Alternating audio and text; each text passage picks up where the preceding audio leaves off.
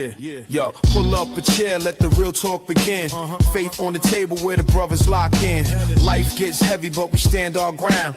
Truth in the room when the circle comes round. No mask, no front, just real man here. Talking about faith through the doubt and the fear. From the grind of the week to the lessons we share. Welcome to the men's round table, pull up a chair. Men's round table series, step inside. Real men, real faith where the truths collide. Voices at the table where the stories get shared. Welcome to the men's round table. Pull up a chair.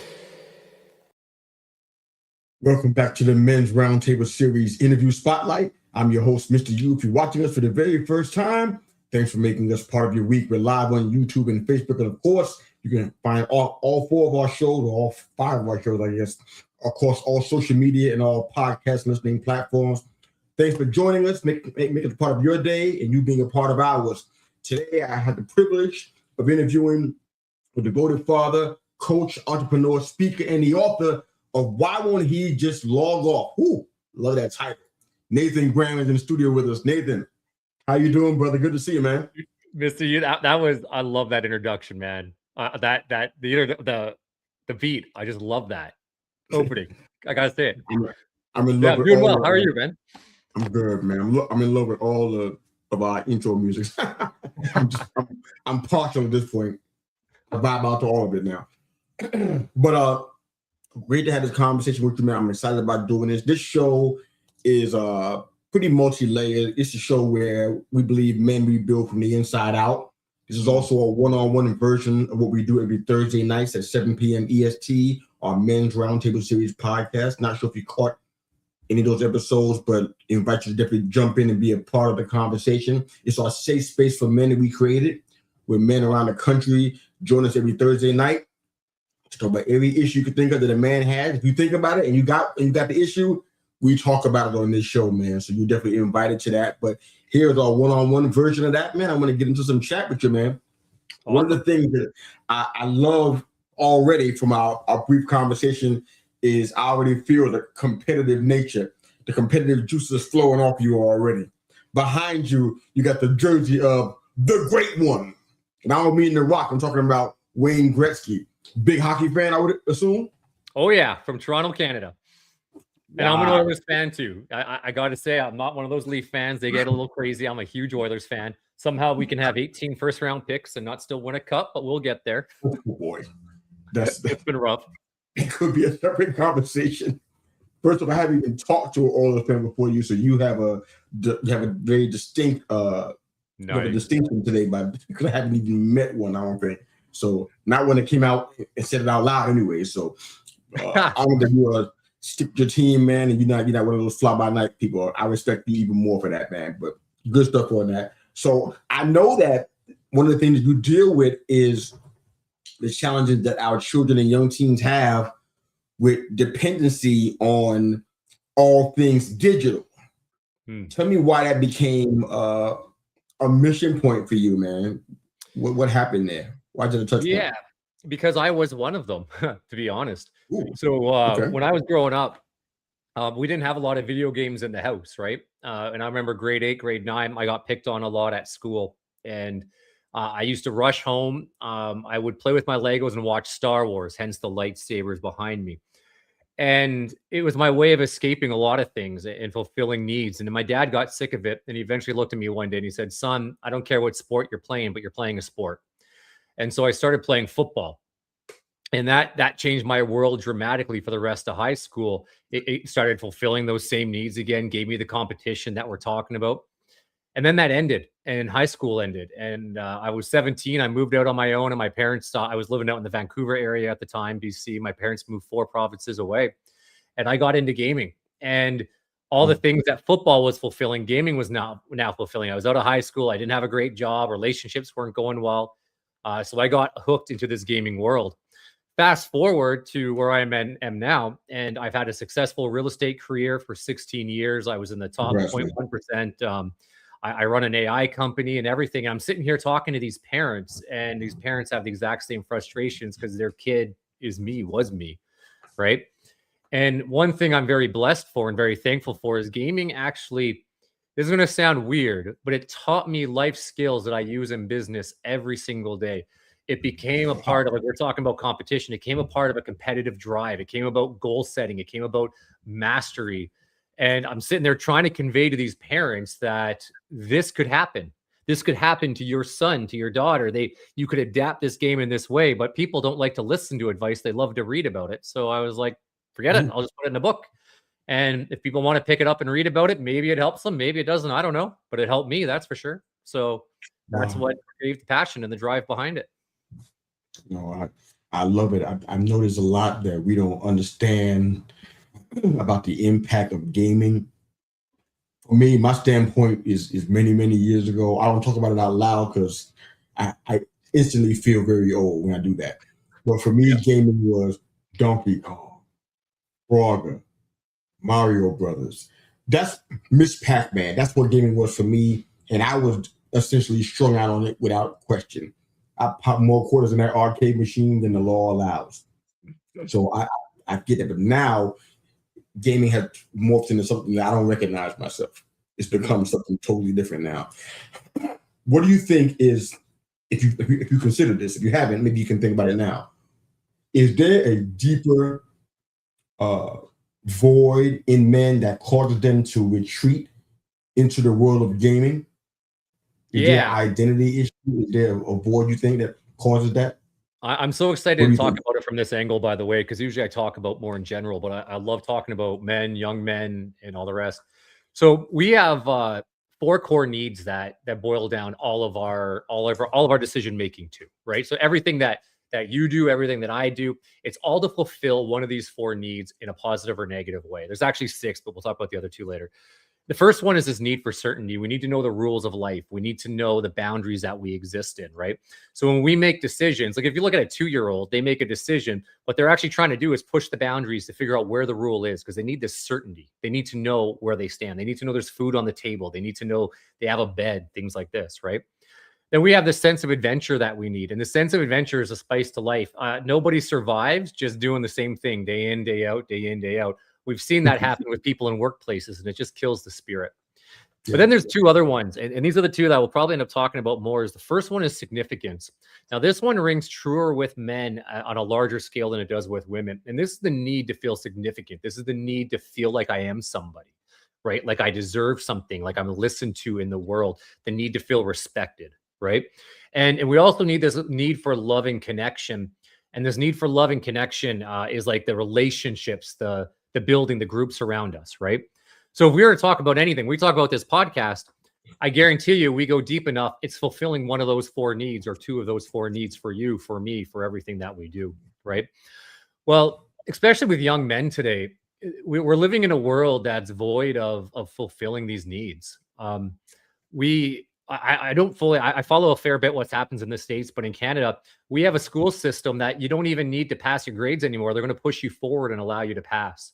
We have a sports system that has equal play time. It doesn't matter if you're good or bad. It doesn't matter if you want to master the sport or not. We have equal play time, right? You're going to get the same reward as everybody else. We have love and connection that you're being taught. Young women are being taught you don't need men, and young men are being taught your aggression is bad. Who you are is bad, nonstop. And so then we wonder what the heck is actually going on. And here we've now given them this imaginary world, this world that creates rules, it creates gameplay, it creates adventure for them every single day. But more importantly, when they go from level 1 to level 2, it hits ding and everything lights up, and then they get better gear, and then they hit harder, then they hit mastery. They can compare themselves with others. This natural tendency to see who's better, who's stronger is naturally built into the vast majority of games, and is giving them their loving connection from guilds or from people that they play with, a way of connecting with other people in the world. So we've basically taken this, in my opinion, we've taken this world for young men and we made it devoid of fulfilling all these needs. Well, the needs don't go away. We're going to find ways to fulfill them one way or another. And it just happens to be a fantastic way of doing it. Wow. The last thing I ever want to do is play what people call the devil's advocate. I want to bring the other side to the coin and see what your thoughts are on this, because I know that people, we don't hear about them a lot. I haven't interviewed, but maybe a small handful in the past almost 6 years we've been doing this show. What do we say, or what do you say to the parents of people of children who are actually doing something with gaming that doesn't seem addictive or harmful or deleterious to their everyday life, but they're actually building something, and they go on to create, empires, if you will, businesses through gaming. What do you say to them that will help them to, I guess, differentiate between where there's a danger zone, or maybe where this is something that's productive? And how do we identify, and what do you say to them if approached by parents like that? First of all, good job. So I think, to be honest, gaming is a very funny thing, because we look at it as the problem, but the reality is these needs that we're just talking about. As I said earlier, I used to fulfill it through Lego and Star Wars, and then I fulfilled it through football. These needs aren't nothing new. These needs are built in all of us all throughout time, and we just found different ways to do it. I shoot a lot of pool now, and I can tell you there was one time in a very unhealthy way, I spent way too much at the bar back when I drinking and shooting pool, right? It was fulfilling the same needs. Yet all these things can also be a positive thing. When I played football, it taught me leadership. It taught me significance, right? Like take a look at significance. I'll answer your question, I promise, but take a look at significance, man. There's great ways to fulfill it, and there's horrible ways to fulfill it. Like, if I'm running down the field, my number gets called, I catch the ball, I score the touchdown, I'm feeling my need for significance in a very positive way. I busted my butt off. I worked hard. I worked hard enough for the coach to call me, to trust me, to put me in, right? I can also fulfill it in a negative way. I can go to school and I can bully everybody. I can put them down. I can make myself feel better. And that negativity is still a way I'm feeling significant. It's just not a very healthy way. Well, the same thing's happening in this gaming world. If you look at my gaming experience, I laugh now because I still game to this day. I just game very differently. All-star gamers, you look at the people who do this for a living. They take breaks, they sleep, they eat healthy, they work out at the gym because they understand that their body, mind, and soul need to be clear when they go into that game. They have off-game record where they do research. They have in-game mastery where they literally practice for hours with what they call a target dummy on rotations on a keyboard just to make sure they're perfect, right? These are all amazing attributes. When I remember going for a job interview one time to lead a brokerage as a CEO type role, they asked me, when's the time that I ever led a diverse group of people? And I couldn't think of one. So I referenced back to my game. I'm like, imagine taking 20 people from all different walks of life, having to achieve one goal where one person messes up and the whole thing is done. And on top of that, they don't get paid to do it. We're just doing it for the pure love. And you have to lead those people, right? You can learn this leadership ability through the game, but there is a difference. Is your teenager devolving into a basement, cutting off all of his relationships, not having a relationship with you, finding unhealthy ways to do this? Or is he actually using it for growth? Is he sharing his goals? Is he sharing his game plan? Is he sharing what he learned from life from it? These are two different things that we see as an outcome from that young man in the basement, right? Definitely, man. There's a communication piece in this that I'm wondering if you can kind of help flesh out for us, because we know that everybody that's gaming is not doing something wrong. You got to just put that out there and have clarity on it. I get that. I personally, because of what I've been through, I don't really do gaming on really any level. And it's a personal choice because of what I've been through. It's just like the alcoholic who doesn't go to the bar with his friends. It doesn't matter what if you plan to drink or not. I don't put myself in the environment. Right. So I get that. But there's a communication piece. And I wonder if you've had conversations with parents who maybe perhaps before things get crazy, you kind of help them to avoid, not communicating in such a way where there aren't these unmet needs that pop up that can drive excessive gaming in boys and teens specifically. Is this something that you speak to these parents about, or you have done that through your book, so that way people can kind of like preventative measures to make sure that it doesn't get to the point it gets crazy? Do you address that in your book? Yeah, in both sides. I address it not just if it did get crazy, but before it does get crazy, because you're touching on something that I think is huge, and I think this is like the Achilles heel of everything that gets viewed around gaming. You mentioned it earlier. Your experience was like Donkey Kong, Super Mario, and those games were very different. They weren't online. Like, they weren't fulfilling those needs. They were entertainment. They remind me of TV, man. Like you have this game and you couldn't save a game back then. You'd have to pause it, turn off the TV, hope your parents didn't see this good thing still on so you could start it the next day. But that was like really worst case scenario. Yeah. And TV was the same way. And I think that's the way a lot of parents or a lot of people see gaming when they're not involved in it. They don't understand that you have these core needs that are being fulfilled through a game these days. And this is what's happening with your teenagers. So now you have this two things. So the parent doesn't understand. I'm just telling them to shut it off. Right.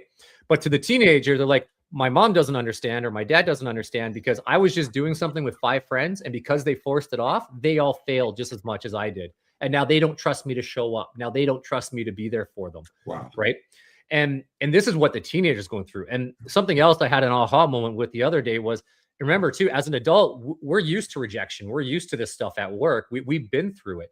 This is all new to a teenager. They're just experiencing complex emotions for the first time. So they don't know how to handle it, right? So one thing I encourage a lot of parents to do is first of all, before it becomes a 10 at 2 in the morning when you're ready to fight, deal with it when it's a 4, right? Like, go at 7 o'clock at night, 8 o'clock at night. Don't unplug it right away. Tell them they have 1 hour left. Tell them they have a half an hour left, whatever that looks like, right? Come from curiosity instead of judgment, right? Come from this position that it's like, why do you like this? What are you gaining out of it that you are not gaining out of life? And the answer may end up surprising you, right? When you come from that. So like, I'll give you an example. Do you want to role play something with me for fun? Okay. Yeah, I love it. You're like, what's going on here? Last time I said yes to that, I felt like I was really embarrassed on my own show. But go ahead. All right, good. Well, that's not so. I like this because I call it the 3 deep questions, right? And this is the way it works for a lot of people. Is when I ask you a question, the first answer you give me is what you think the answer is, and the second answer you give me is what you think you want to hear, and the third answer you give me will generally be the truth.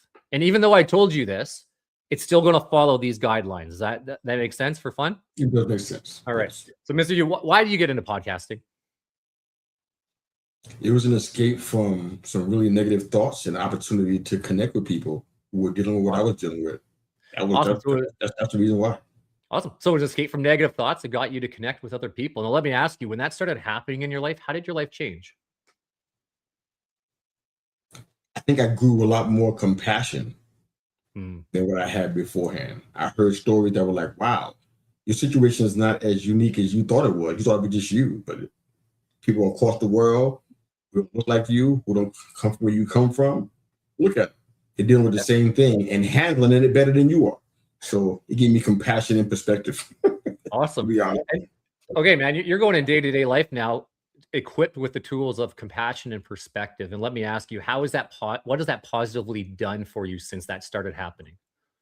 I think in short, it just kind of helped me listen better. I thought I was a great listener. I'm like, yeah, listen. No. Under some intense evaluation, I realized that I wasn't as great a listener as I thought I was. Now, because I do things like this, I hear even what the person is not saying. And that's not only off in front of the mic, it's even away from the mic as well. So I've grown to be a better listener. Am I at a 10 yet? Not sure about that. It's hard to evaluate that, but I'm doing a lot better. Awesome. I love it. So here we just went from, I'm trying to think because you had some beautiful answers in there. I'm even trying to think what was your first answer to why you did this podcast? Because it was simple. Oh, I'm just trying to get away from some dark stuff, man. 2020 was a rough time for everybody. And I needed an escape in a way to help people. Yeah. So we basically went from this position where it was a podcast was, I'll just say it this way, it was about you. You needed help. You went there. But after I dove deeper into it, I now know a lot about you. And it's actually kind of cool. I love the fact that you listen. I don't know if you're married or not, but I'm sure your wife loves that or your partner loves that, whatever. We're in year 30 right now. We got congratulations, 3 daughters, grandkids, and soon to be 3 great-grandchildren. Yeah, I can't even imagine how much better your relationships must have been when you learned how to listen. Like this impact of this podcast filters so much into your life that most people would never realize had I not gone 3 deep, right? And the same thing's happening with your teen. Like there's something they're gaining out of it that we don't realize. You think it's just entertainment, or you think it's just that first answer they give you. And they've never even thought about it deeper themselves. And this is how we connect with them. This is how we get to that different level. Sure. in your case, I'm gathering it. If you look at those needs, it had a lot to do with love and connection, the listening, love and connecting with yourself, with people around you. So if that's what your teen is looking for, if they're missing love and connection, we can find better ways potentially to help feed that to them. You know what I mean? Yeah, absolutely. Good stuff, man. All right, final question for you, Nathan, and we have your website up on the screen. It's a long one, so I'm not going to try to I got to do something about that. So, yeah. So if you guys are listening to us but not watching us, we know you guys are faithful fans for sure. It's going to be in the comments section, also in the show notes if you need to have it though. But it's going to be syntheticecho.ca. So you can check it out there. It's going to be on the screen right now and also in the comments and the show notes. So final question for you, Nathan. Mm-hmm. Because this show is about men rebuilding from the inside out, I want to address this and ask you to speak to our audience. Because we have husbands, fathers, brothers, and sons who are not only watching us live, but they may be watching us on replay when time permits. So that these men don't have to have an escape in the first place. How do you encourage them to approach being restored, rebuilding their identity, so that they don't have to escape into an imaginary world to find safety and comfort and validation? If you are approaching somebody who is dealing with that, speak to those people right now. Speak to those husbands, fathers, brothers, and sons who may be in need of identity rebuilding or to kind of be restored. How would you speak to them? Man, that's a great question. I've never actually thought about that question before. That's a great question. So I don't know if this will be a good or bad answer, because it'll be the first time I've ever had to answer this. I'll make this short. I know I won't. I'll do my best to make this short because I know it's the last question. Do your best, man. We're good. Yeah. I remember reading this article on an earthquake in South Africa, and they interviewed people at the base of the earthquake where damage actually happened. They lost their homes. They lost everything, right? And when they interviewed them, they were like, "How are you feeling?" And it was like, it doesn't matter how I feel. I got to go find my kids. I got to take care of my family. It's like they picked up their weight and they went forward and pushed through it. And then they interviewed people like 2 kilometers away or 2 miles away, depending where you're listening to this. They interviewed people a distance away, and they said, now these people were in no real danger. Like they felt things shake, maybe some books fell, but they were in no real danger, right? And they said, what happened? And the people were like, it was insane. I barely survived. A book came flying from my head. They had to exaggerate the entire thing because they weren't in any real danger. And the point that they were trying to make was, when your internal view of yourself isn't matching your external view, conflict happens. So these people naturally thought they were brave people, were not in really any real danger, and were obviously very fearful. So now they had to one of two things. Either had to admit you're not brave, or they had to tell you how crazy the story was to show you how brave that they think they are. This, I think, is the first point to rebuilding. I know for me, I had to take an inward to say who I thought I was on the inside was not the result of my actions on the outside. And until I got clear with that, until I understood that, no rebuilding was even capable of happening. And it's, I'm going to guess for a minute. I'm going to take a chance because I don't know if I can say it without this. For me, without faith in my life, I'm a Christian. Without Christ in my life, there's no way I would have done that. That would have been a hard process to make. And I don't know if that's going to be for everybody, but if you are, that is what gave me the ability to look inside, see the sinful human being I was, and through grace, make these changes, right? And so if there's someone looking out there that's looking at rebuild, it's hard. Go find someone who understands. Go have I don't drink anymore, but go have a beer with them if that's what you need to do. Go find a space to chat with them and just take an honest look in yourself. Know, though, that you're valuable to God. Know that you're valuable to your family. Know that you have an immense amount of value in this life as you take that look, because it'll be hard, and start rebuilding from there. Fantastic. The answer was exactly what we would be looking for. Definitely awesome. Appreciate that, Matt. And you sharing your life here too as well. He's a speaker, coach, entrepreneur, and father, and the author of Why Won't He Just Log Off? He's also a big fan of the great one, Wayne Gretzky. Nathan Graham, thanks for being here and being a part of this conversation, brother. The connection has been valuable to me and to our audience, man. Thank you for doing this. Awesome. Anytime, man. If you're watching the show for the very first time, thanks for making us part of your week. This is the Men's Roundtable Series Interview Spotlight. You can find us every week on Thursdays. Also, Thursday nights at 7 p.m. Eastern Standard Time. The Men's Roundtable Series podcast is always rolling.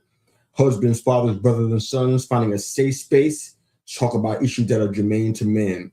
You are definitely welcome, Nathan, to be a part of that conversation. If you guys are watching and listening live or on the replay, you guys are also welcome. Find us on YouTube or Facebook, preferably YouTube, probably easier. Find the show, join the chat, join the conversation. We need you there. And I think deep down, you need to be there too. Thanks for watching and listening. Have a great day. Men's Roundtable Series, step inside. Real men, real faith, where the truths collide. Voices at the table where the stories get shared. Welcome to the Men's Roundtable, pull up a chair.